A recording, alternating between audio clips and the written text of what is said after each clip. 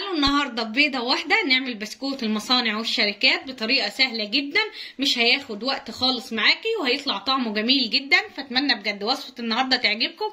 لو عجبتكم الوصفه لايك وشير للفيديو. تعالوا نسمي بسم الله ونصلي على رسول الله عليه افضل الصلاه والسلام ونبدا في الوصفه بتاعتنا. هنيجي هنا في شفشق الخلاط نبدا ننزل ببيضه، علبه فانيليا، معلقتين كبار من الخل، كوبايه الا ربع من السكر. دلوقتي هبدأ نعمل المكونات دول في الخلاط لحد لما ينعموا كويس قوي مع بعضيهم. بعد ما المكونات نعمت معايا بالطريقه دي، شايفين البيض لونه فاتح ازاي، هبدأ انزل عليه بنص كوبايه من الزيت وابدأ اضرب المكونات تاني في شفشق الخلاط لحد لما تتجانس مع بعضيها. شايفين المكونات معايا اتجانست كويس قوي، هبدأ اركنهم على جنب. وهاجي هنا في بوله هبدأ انزل بكوبايتين من الدقيق بنفس الكوبايه اللي عيرت بيها الزيت والسكر. هنزل عليهم معلقه من النشا، نص معلقه صغيره من الكيك شيف، لان الكيك شيف عباره عن محسن وبيكنج باودر بس كده. وببدأ اقلب المكونات مع بعضيها. ودلوقتي هنبدأ ننزل بالبيض والسكر والزيت بالطريقه دي. دلوقتي هبدأ اقلبهم لحد لما يتغلفوا مع بعضيهم كويس قوي.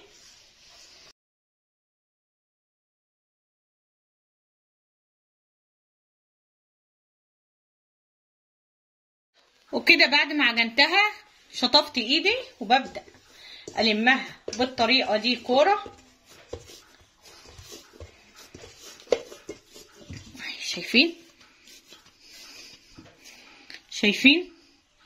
شايفين عجينة البسكوت بتاعتنا ما خدتش اي سوائل.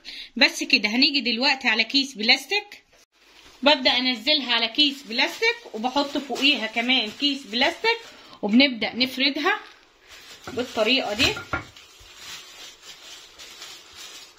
بتخلي سمكها رقيق جدا.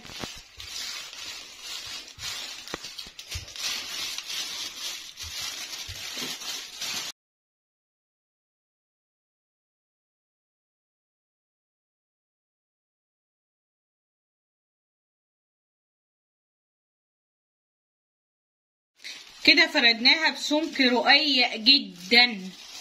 هنيجي دلوقتي نقطعها الاشكال.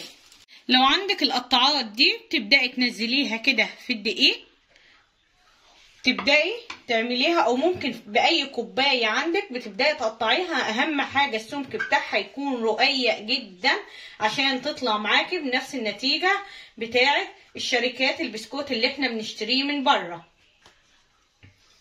بعد ما قطعناها بالطريقه دي على اي صينيه عندك ما فيهاش اي ماده دهنيه خالص، نبدأ نشيل البسكوت بتاعنا بالطريقه دي.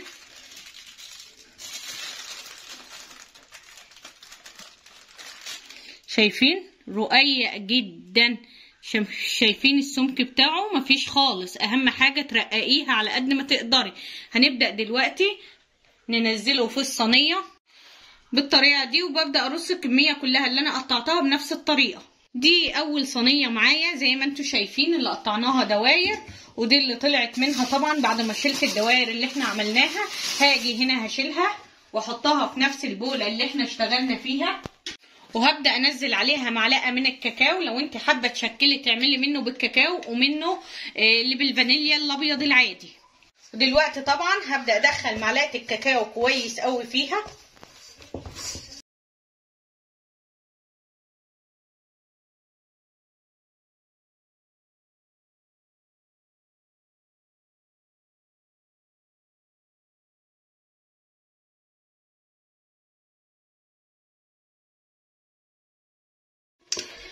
كده خلاص زي ما انتوا شايفين. بصوا اللون بتاعها. هنيجي برضو على نفس الكيس ونبدأ نفردها.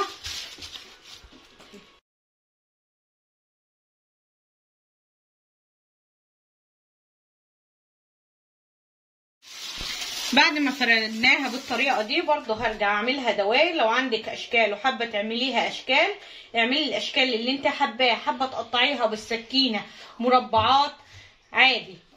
اهم حاجه انك انت عملت عجينه بسكوت ممتازه جدا.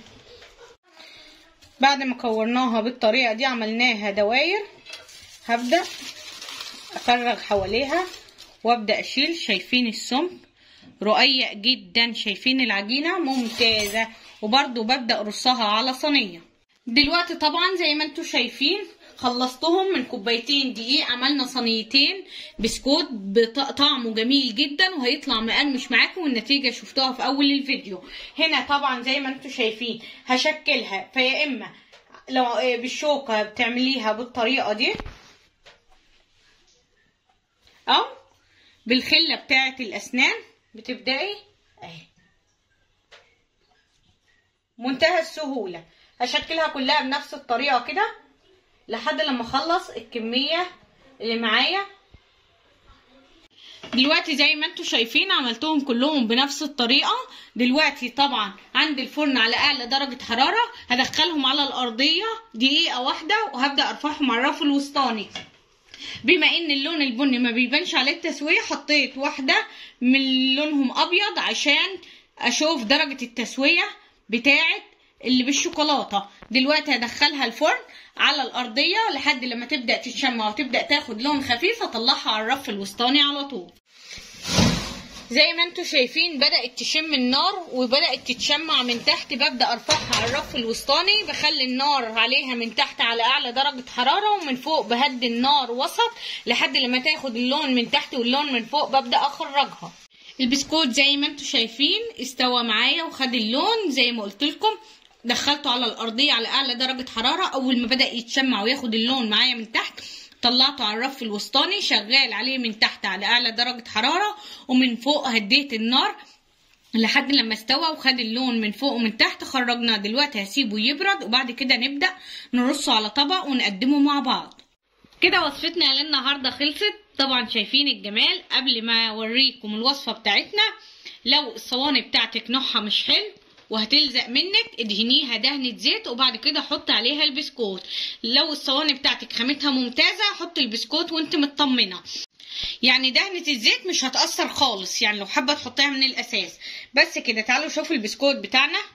شايفين الجمال، شايفين التسويه، بصوا شايفين بتقطم ازاي. تعالوا بصوا بصوا بصوا، دايب ومقرمش وطعمه جميل جدا. تعالوا بقى نشوف اللي بالكاكاو. والله العظيم اقسم بالله لو جربتوها هتدمنوا الوصفه. يعني من كوبايتين دي عملت الكميه دي، لا وكمان غير اللي كلوه الاولاد، يعني هيفرط معاكي كميه كبيره جدا. بصوا بصوا بيتكسر لوحده من قبل كمان ما اضغط عليه. بصوا بصوا شايفين الجمال، شايفين الحلاوه، شايفين البسكوت بتاعنا مقرمش وطعمه جميل جدا. فاتمنى بجد تجربوا وصفتي للنهارده. لو عجبتكم الوصفه لايك وشير للفيديو، ولو لسه ما اشتركتوش في القناه اتمنى تشتركوا في القناه وتفعلوا زر الجرس للكل عشان كل ما انزل فيديو يوصل لكم. واهم من كل شيء صلوا على رسول الله.